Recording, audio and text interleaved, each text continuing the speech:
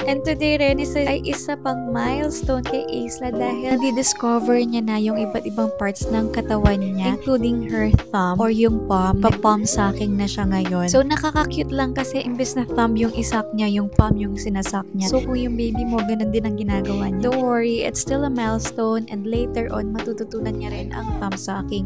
Thumb sucking, kung natatakot kayong mag-thumb suck si baby niyo, ano kasi to beneficial pa rin to para matutong mag-self-soothe si baby. Yung iba, mas pili nilang pacifier kasi kapag pacifier, matatanggal nila kapag gusto nilang i-wean, pero yung hand, hindi nila pwedeng tanggalan, diba? So, nasa sa inyo kung saan nyo gustong pumunta sa motherhood journey ninyo. Kami ni Isa, hindi kami nag-pacifier. Hindi rin naman siya nag-thrive sa thumb suck, which is a good thing for me kasi lumaki akong nagta-thumb suck. Kahit nasa school ako, nagta-thumb sucking ako. Kaya nung paglaki ko, talagang inisip ko talaga, pinata ko talaga sa isip ko na kapag ako nagkaanak, hindi ko siya masyadong susuportahan sa thumb sucking or sa pacifier dahil lumaki akong pangit ang ngipin ko. So yun, it's just a personal preference pero nasa sa inyo yan mga mommies kung saang path kayo gustong pumunta.